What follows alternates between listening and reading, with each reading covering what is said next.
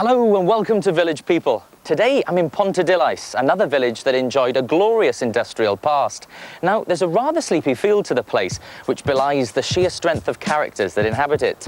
It's known by the locals as the Bont, and the debate rages as to whether it's a town or a village. So let's go and find out. Ponte Becker meaning bridge over the dark stream. In medieval times, it was an important stopover for the pilgrims on their way to St. David's. In recent times, it was a place renowned for its tin plate factories, an industry that thrived up until the 1960s. Morning, Vicar. Good morning. Do you know, I've always wanted to say that. Now, tell me, is Ponte Becker... The Bont. The Bont. Is it a village or is it a town? Well, I suppose the band is called Ponte Becker Town Band. The soccer team is Ponte Becker Town AFC. And yet there's a village feel about the place. We've got industry here, we've got commerce, we have shops, and yet we've got countryside, as you can see. And there's a great sense of a community feel here. So how long have you lived in Ponte Becker? I've been here 19 years now.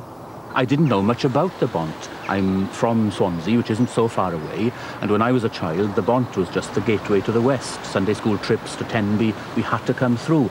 I'm glad that I've come here. I'm glad that I've got to know the place.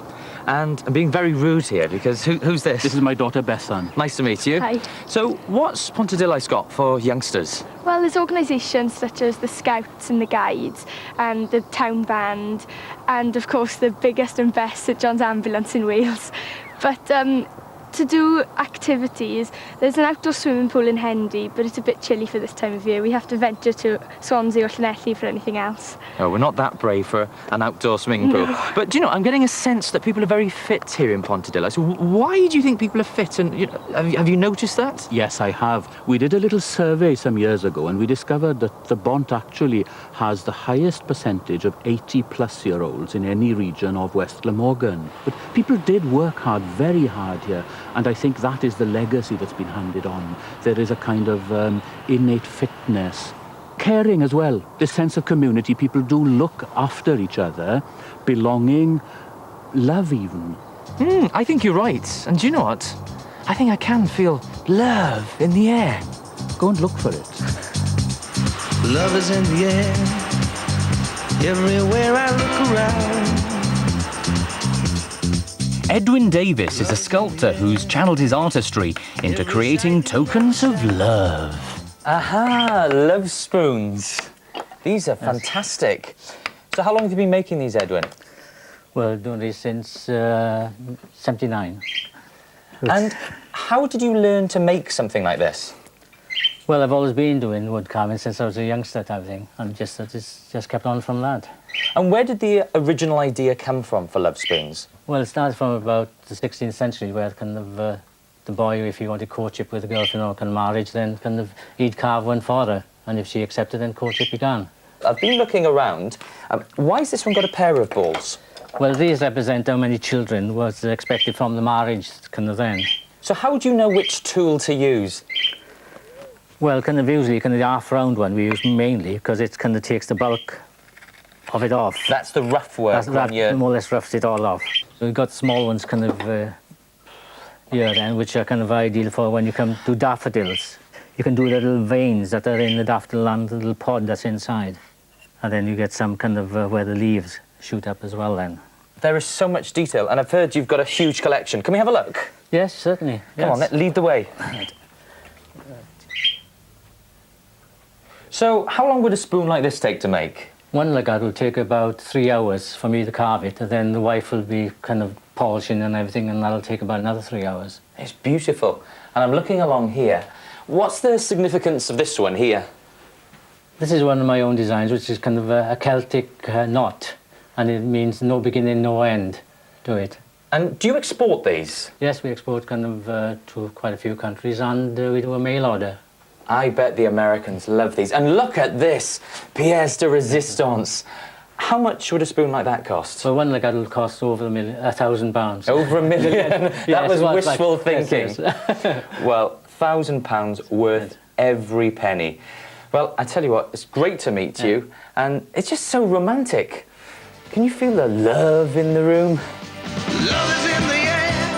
And what's the logical conclusion to love? tying the knot. And you'll need a frock, Hello. What a beautiful shop.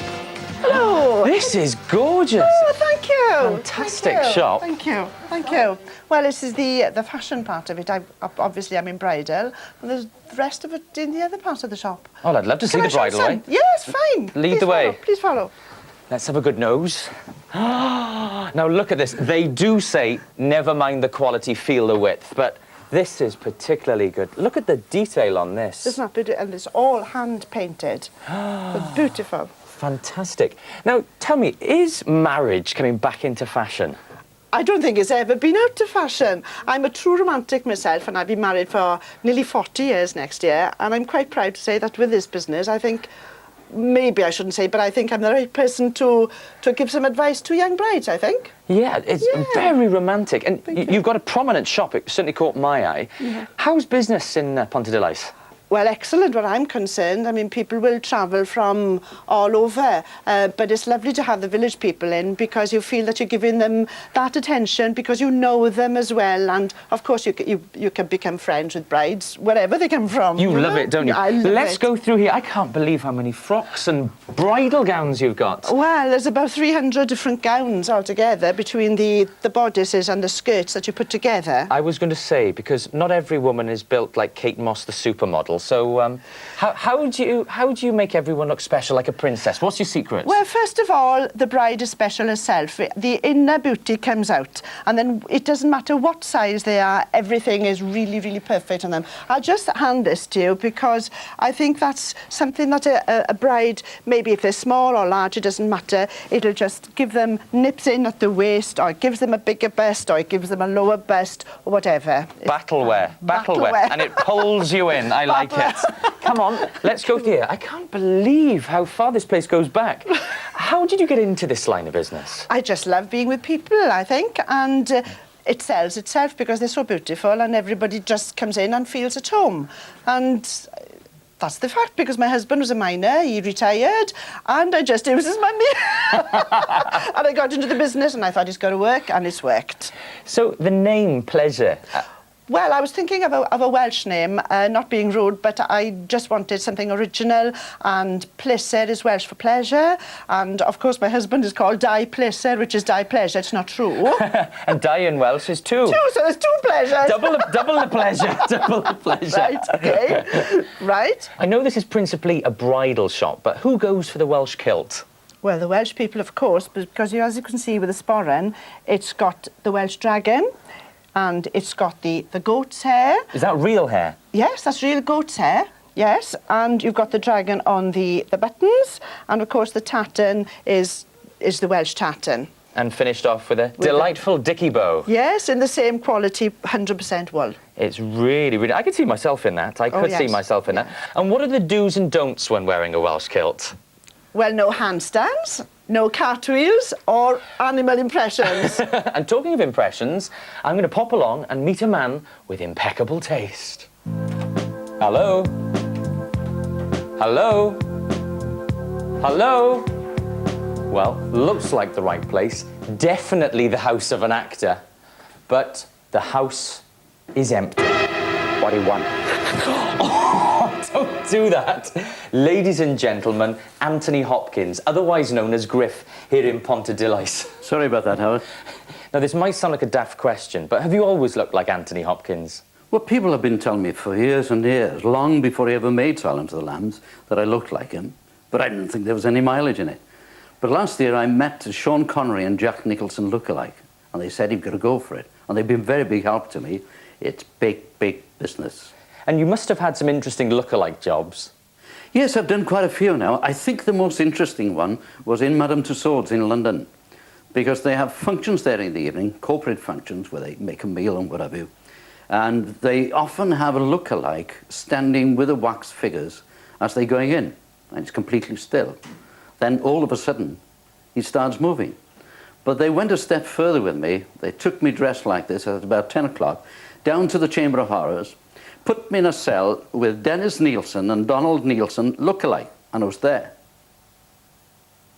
Completely still. And then a group of about half a dozen people came along, with a couple of women there, and I went,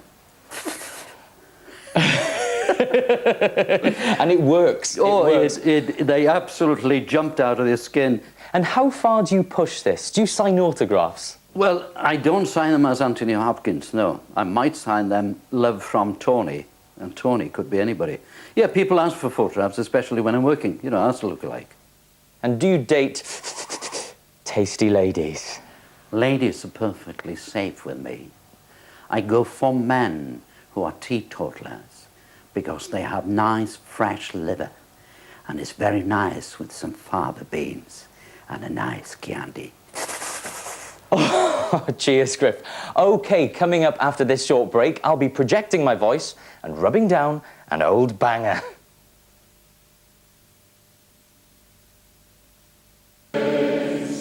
Well, that was marvellous. So this is Cantorian Ponte. This is Cantorian Ponte, yes, indeed. Do you know what? I would love to be able to sing like that. Would you know? I would Would you? indeed. I really would. Well, he wants instructions on how to sing, right? Well, first of all, you must come up on the platform. I'm on the platform. Right, and you must relax. Okay. Right. Ivor, I'm relaxed. I'm relaxed. Right. Jonathan now at the piano is going to give you a note, an F. Start there, do, re, mi. Do, re, mi, fa. How far do you want me to go? La, ti,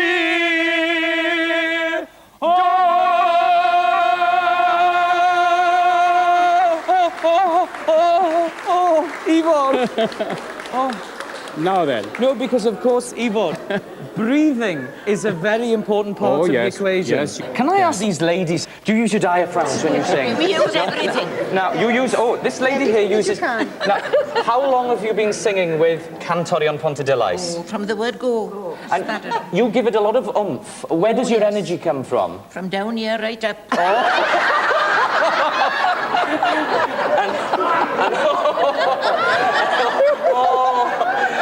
And how about you?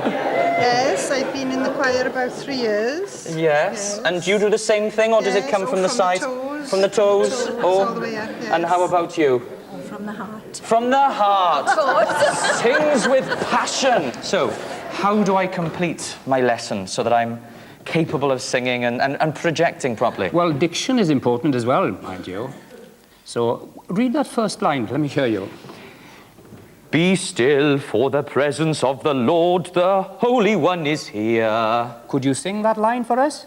I'm sure you could. I'll do my best. Listen to the piano. The piano will play. Be still. Be still, for the presence of the Lord, the Holy One is here. Yes, that's very good. I've honestly never done that before. You've brought me out of myself, Yvonne. I'm so glad. I've discovered hidden depths. Oh, I'm such a wizard, you know.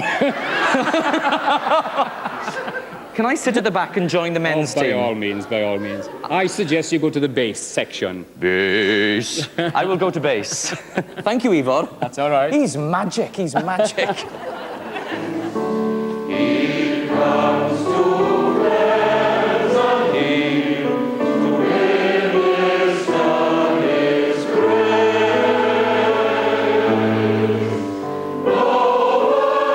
Well, I'm never going to make a great singer, but what a wonderful sensation, singing with Cantorian Ponte.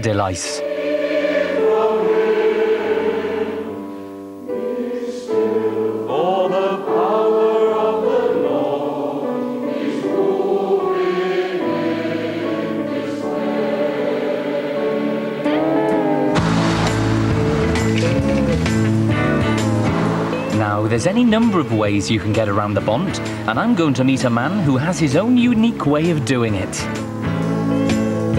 What a beauty. And a topless MG. Do you know, I always wanted one of those. But I'm staying in. See, I gotta nurse my love. Hello there. Oh, hello. You must be Norman. It is. Nice to meet you. Nice to meet you. So tell me, Norman, how long have you been rubbing down old bangers?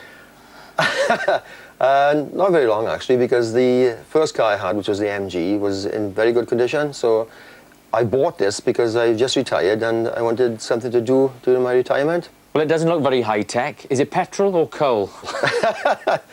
Both, actually. It is petrol, but it is a basic car because they were made back in the early 50s. They were only made for a period of 8 years before the more modern cars came in. Any chance of a quick spin round Ponte Ice? There is, if you want to. Not so much in this car, but I've got the MG and I've got the Beetle.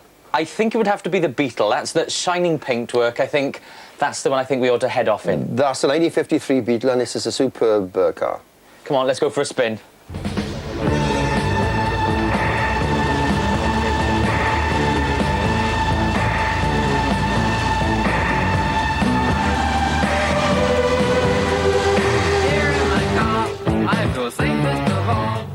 What sort of looks do you get when you drive around Ponte Ice in a car like this?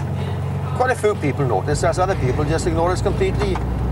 They don't realise that these cars are classic cars, and they just ignore us. Everybody's very friendly and someone you know?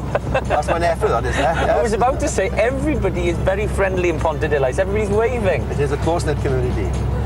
That's the way we like it. Yeah, it is the way we like it. This looks like a classic village shop from the 1950s. Let's go and check it out. Hello there. Hello, sir. Can I help you, please? Yeah. How long has this shop been here? Oh, since about 1910. And can I have a look at a few pairs of shoes? Yes, certainly. What size are you? Well, I'm 8.5 to 9 in like a medium fitting. What would you recommend? Well, this is one of the modern ones. That's by Chini. I like this. You've got a pouch for your shoes. Yes, well, that's one way to look after them, is you keep the dust off them. Yes, I do like my black shoes. So, tell me, because I never ever use one of the horns. Have you? You've got it already. Yes. Oh, he came prepared. Now let's try this. Well, on. they save squeezing the backs down. Oh, that feels good. Shall I lace it up for you? Oh, yes, please. This is the old-fashioned way. We should have a stool. So what sort of shoes do you sell in here? You've got a huge collection. Well, we sell quality shoes, leather, and of course there's a lot of new materials coming now in the latter years. And of course we've got to introduce them. Composition soles. And which do you prefer? Are you a leather man or are you a composition sole? I'm a leather man myself. And why do you think that the locals keep coming to this shop? Because we're established. And we always give them the best attention we got, the best knowledge we got of shoe fitting. And who do you work with today? I work with my wife. What's your wife's name? My wife's name is Ethel. Ethel, come on out, don't be shy. Come over here.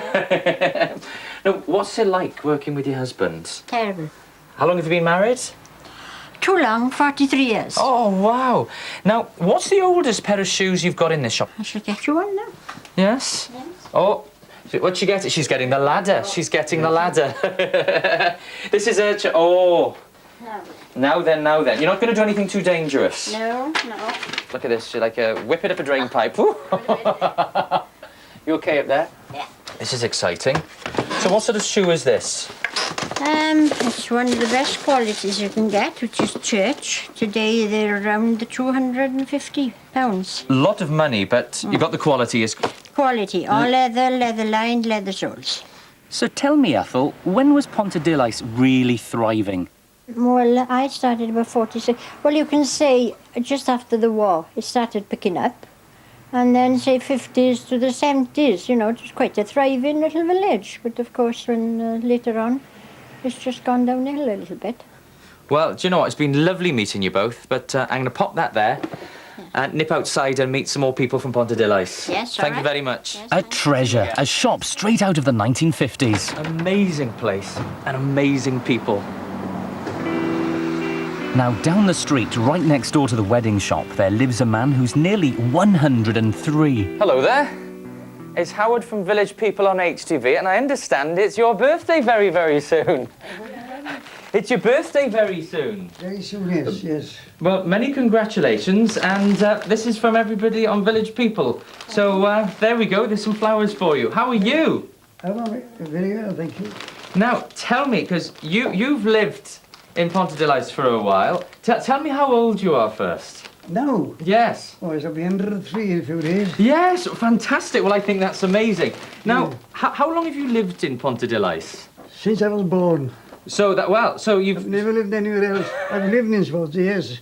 Swansea, but this has been my home all my life. So you must have seen some changes, because I'm doing the maths. Your life has spanned 3 centuries. So, yes. As a young boy here in Ponte what sort of things did you do, and what was there to see in those days? Well, put it this way, when I was a young boy, our playing fields was the main road, see? There were no motor cars here. I remember the time when the first motor car came to this place. Prior to that, we were all playing sports on the main road, you see? Is it okay if I grab a seat? Yeah, oh, that's more comfortable.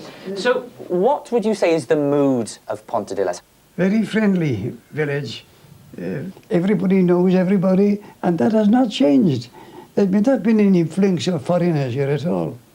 Now, when I get to 103, I'd like to look as good as you. Have you got a daily routine, or is there anything you do to keep yourself looking fresh? Yes, indeed. I've got 1 or 2 habits, which I do. You can share it with me, go on. But nobody else will do it. Would you take a cold bath every morning? I don't know about that. Summer or winter alike, whatever the weather?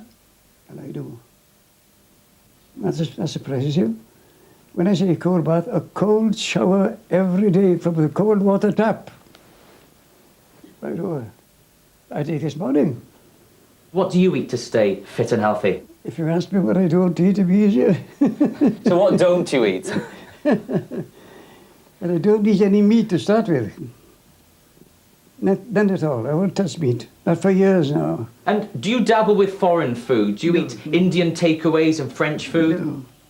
Welsh food. And, well, it's obviously a winning formula. You look fantastic. And how do you think you're going to celebrate your 103rd birthday? I know what I like to do, stay in the house and see nobody. Oh, well, I tell you what, you have a fantastic birthday. It's a delight to meet you. Diolch yn fawr. Thank you very much indeed. Thank you. Nestling in a valley near the coast, Ponte is a place where there's love, beauty and folk live to a ripe old age. Small wonder few people leave. Well, see you next week when I'll be visiting the village of Litre, tucked away in the northeastern corner of Wales.